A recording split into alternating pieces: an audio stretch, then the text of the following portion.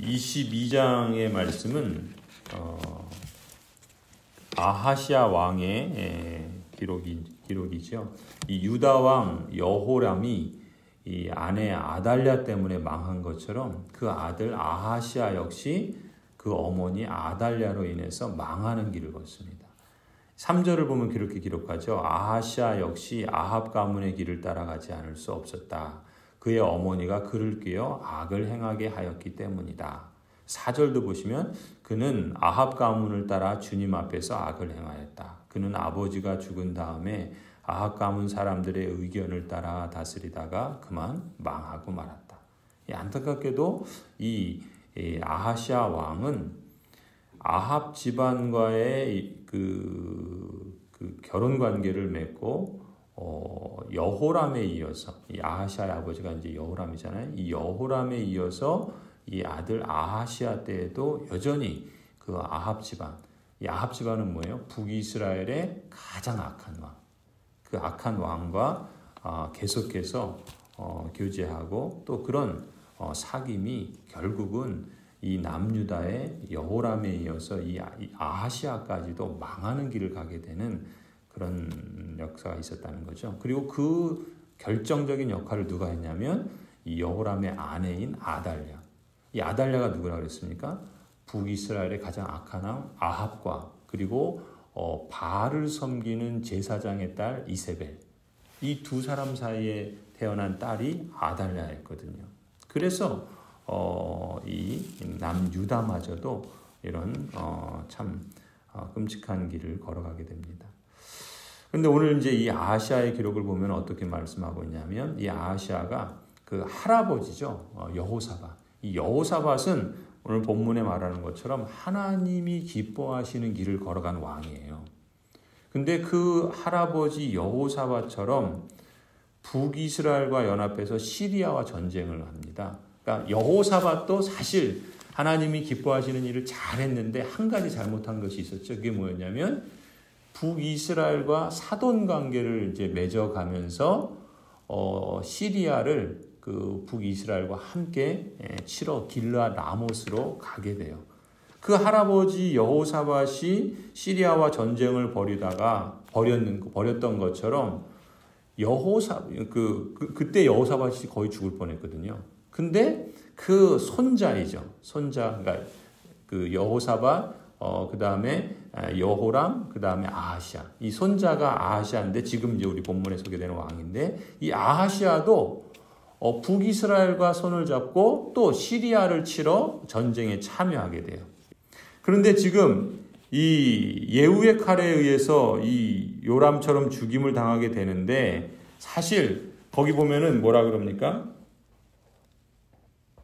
7절 후반절에 보세요. 예후는 이미 주님께서 아합 왕가를 멸망시키려고 기름 부어 뽑아 세운 사람이었다. 예후가 쿠데타를 일으켜서 예후의 칼에 의해서 이제 요람 왕이 죽습니다. 그러니까 결국 이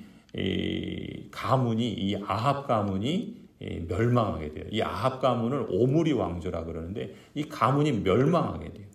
근데 그때 이 아하시아도 문병 갔다가 이 예후에 의해서 죽임을 당한다는 거예요. 그러니까 하나님께서는 지금 엘리야 시대도 가장 암울한 그 아합이 가장 득세했던 때였기 때문에 암울한 시기였는데 그 가운데서도 하나님은 하나님의 역사를 약속하신 그 말씀을 이루십니다. 예후를 통해서 이루실 뿐만 아니라 그러한 하나님의 역사가 이제 계속해서 진행되는 것을 우리가 어제 금요 기도회 때 보았던 것처럼 계속되는데 지금 이 본문에서 이 아하시아는 사실은 우리에게 이런 교훈을 주는 거죠. 과거로부터 배우지 못하면요 똑같은 실수를 되풀이합니다. 그러니까 역사는 우리에게 반복되어서 나타날 실수들을 줄일 수 있도록 교훈을 주는 것이죠. 사실 이 아하시아가 아버지가 어떻게 했습니까? 실패의 길을 갔잖아요. 망하는 길을 갔죠. 그 아버지의 실패로부터 배우지 못했기 때문에 아버지가 갔던 악한 길을 그 아들 아하시아도 따라가거든요. 그러니까 아버지가 당한 그 죽음의 길을 이 아들도 맞이하게 된다라는 거예요. 그런 점에서 보면은 우리가 어떤 길을 가고 있느냐라는 것을 늘 질문하고 돌아보는 것이 참 중요합니다. 악인과 함께 있는 한 안전한 장소는 있을 수 없어요. 지금 이 아하시아가 누구와 함께 있었습니까? 악한 왕과 함께 있었어요. 이 요람과 함께 있음으로 인해서 오히려 요람이 죽을 뿐만 아니라 아하시아도 죽는 그런 일을 당하게 되는데 참 죄와 연합하는 사람의 길은 죄와 같은 운명을 맞이하는 것, 그건 피할 수 없는 진리라는 것입니다. 하나님의 언약 백성임에도 불구하고 바알과 아세라를 섬기고 그러한 가문과 결혼을 하고 또 그것을 계속해서 역사 속에 교훈을 배우지 못하고 오히려 그 악한 길을 답습하고 반복할 때 망하는 길을 간다. 오늘 성경은 이 아하시아를 통해서 그것을 말씀하고 있죠. 자, 이렇게 아하시아가 죽었다 그랬죠. 1년 만에 죽어요. 그리고 나서 어떻게 됩니까? 우리 어제 이제 살펴봤던 것처럼 10절을 보면 이제 그 얘기가 나오죠. 아달랴, 그 아하시아의 어머니 아달랴. 아달랴가 누구예요? 아버지 여호람의 부인이죠. 그 아달랴가 어떻게 합니까? 아하시아가 죽었다는 소식을 듣고서 유다의 모든 왕족을 제거하죠. 이 모든 그 왕족을 제거하고 정권을 탈취합니다. 그런데 11절을 보면 하나님의 은혜로 이 왕자 요아스는 겨우 살아남지요. 그렇지만 이 악한 이 아달랴가 6년 동안 북이스라엘처럼 남유다를 바알의 나라로 우상을 숭배하는 그러한 나라로 전락시켜 버립니다. 이 아달랴는 북이스라엘 왕국 아합 왕조, 오므리 왕조의 손녀다라고 말하는데 이 아합 왕조의 딸이죠. 그래서 이 북이스라엘이 결국 예후의 손에 의해서 다 망하잖아요. 그런 것처럼 이 아달랴도 결국 망하는데 사실 북이스라엘이 망하는 것을 이 아달랴가 본 거예요. 그러면 어떻게 됩니까? 망하는 걸 보면은 돌이키고 하나님이 기뻐하시는 길을 가려고 하는 것이 이것이 바람직한 마음의 자세 아닙니까? 근데 아달랴는 얼마나 참 대단한 여인이었냐면 그 자신의 가문이 무너지는 걸 보면서 이제 남유다를 자신의 가문이 있었던 북이스라엘처럼 만들기 위해서 이런 끔찍한 일들을 저지르는 거예요. 자기의 아들이 죽게 돼서 왕의 자리가 비니까 유다의 다른 왕자들 다 죽이고 자기가 왕이 돼버리는 거예요. 그래서 그 왕이 돼서 뭘 하려고 그러냐면 하나님 기뻐하시는 나라를 세우려는 게 아니라 북이스라엘처럼 바알을 섬기고 아세라를 섬기는 그런 끔찍한 일을 자행한단 말이죠. 자신이 남왕국을 접수하고 이제 왕통을 이어가려고 했던 거예요. 그런데 놀라운 건 뭡니까? 하나님께서는 그걸 그대로 두시지 않습니다. 이 아달랴가 자기의 어머니 이세벨처럼 바알의 왕국을 만들려고 남유다를 그 정권을 차지했지만 그러나 하나님께서 그걸 가만히 두시지 않죠. 물론 이 아달랴가 다윗의 그 가문의 왕족들을 다 죽일 때에는 진짜 이 다윗 가문이 무너지는 그야말로 끝이 나는 것처럼 보였습니다. 그래서 천하가 정말 아달랴의 세상이 된 것처럼 보였어요. 그런데 이 역대기를 기록하는 저자는 결코 아달랴를 공식적으로 왕으로 소개하진 않아요.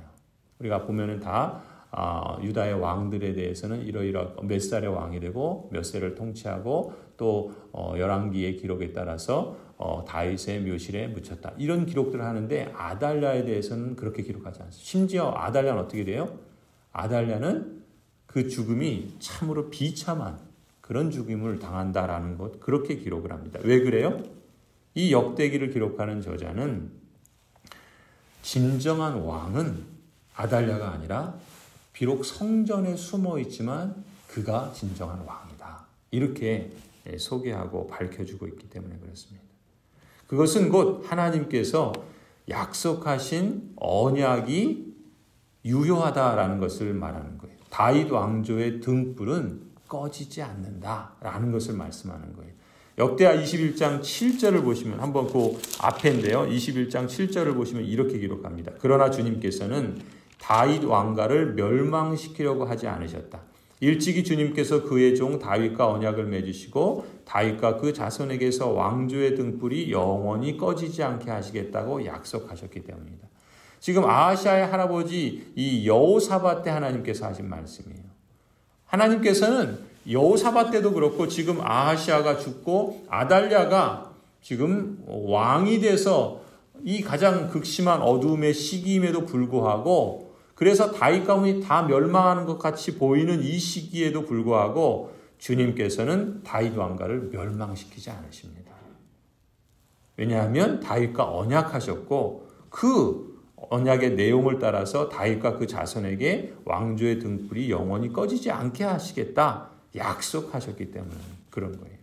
그럼 여러분 모든 것이 끝났다고 생각되는 상황에서도요.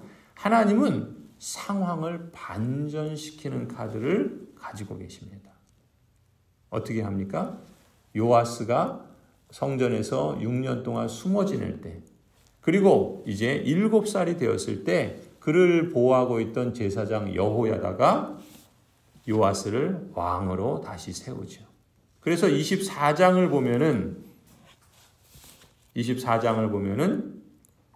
칠흑 같은 어둠 속에서 다시 동이 터오르는 그러한 광명의 역사가 이어지게 돼요. 하나님은 결코 그 약속하신 언약을 포기하지 않으십니다. 하나님의 언약은 결코 무너지지 않습니다. 하나님께서 친히 책임을 지고 이루세요. 그게 하나님의 의예요.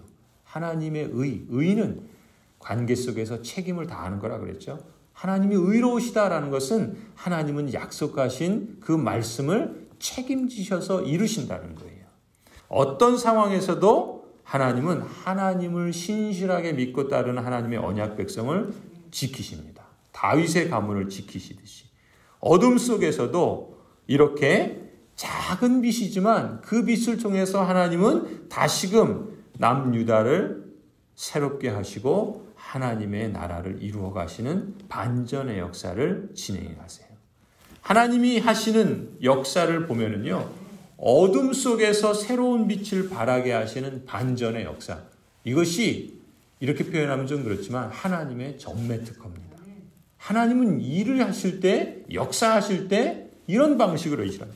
어둠 속에서 새로운 빛을 발하게 하시는. 근데 그 빛이 아주 그냥 어마어마한 빛이라기보다는 아주 작은 빛이에요. 아니, 사람들이 볼 수 없는 그런 빛이에요. 여러분, 예수 그리스도께서 이 땅에 오실 때 어떻게 오셨습니까? 아무도 못 알아봤어요. 세상 사람들이 주목하지도 않았어요. 깜깜한 새벽에 그저 목동들 몇 사람이 경배할 정도로 그냥 어린아이의 마구간에 그야말로 아주 작은 희미한 빛과 같이 그렇게 왔어요. 가장 칠흑 같은 어둠 속에서 하나님의 소망의 역사는 그렇게 작은 빛으로 마치 겨자씨와 같이 시작이 되지만 그게 하나님이 일하시는 방식이에요. 우리 개인도 그렇습니다. 우리 가정도 그래요. 또 교회의 역사도 그렇습니다. 어둠이 짙을수록 그 작은 빛을 보는 사람들을 통해서 일하시는 거예요. 그리고 하나님은 그렇게 일하시는 방식을 기뻐하십니다. 여기에 우리 그리스도인이 가질 수 있는 소망의 능력이 있는 줄 믿습니다. 그래서 예수님께서 뭐라 그래요? 하나님의 나라는 뭐와 같다 그럽니까? 겨자씨와 같다 그래요. 겨자씨는 여러분 얼마나 작습니까? 정말 작잖아요. 이게 과연 생명을 맺을 수 있을까 싶을 정도로 작지 않습니까? 세상의 힘이 아무리 거대한 산과 같더라도요. 그 작은 겨자씨 하나가 결국 큰 나무를 이루고 새가 깃들이고 이렇게 하나님의 나라의 역사는 생명의 그 나라는 확산되고 거대한 산을 능가하게 된다는 거예요. 그래서 결국 어떻게 됩니까? 그리스도께서 재림하실 때는 그때는 영광의 빛으로 어떤 세상의 누구도 부인할 수 없을 그러한 모습으로 임하실 것입니다. 그때는 완전히 달라지는 것이죠. 그렇기 때문에 우리는 언약의 하나님을 신뢰하고 인내로 기다리면서 소망 중에 바라보는 거죠. 그런 사람이 겨자시고 그런 사람이 남은 자예요. 특히 바벨론 포로를 실감하고 70년 만에 해방의 감격을 맛보고 예루살렘으로 돌아와서 다시 재건의 사명을 시작하는 이 언약 백성들, 이 역대기를 처음 받는 사람들이 그 사람들이잖아요. 그 언약 백성들에겐 이 역대기 말씀이 큰 위로가 됐을 것이고 동시에 큰 도전이 되었으리라고 봅니다. 오늘 우리에게도 마찬가지입니다. 여러분과 우리 교회를 이 절망의 시대 속에서 소망으로 하나님의 나라를 재건하는 남은 자들로 부르셨다라는 것을 우리가 기억했으면 좋겠습니다. 그리고 그 하나님의 부르심에 책임 있고 성실하게 응답하며 하나님의 그 나라를 이루고 증거하는 복된 교회와 성도가 되기를 간절히 축원합니다.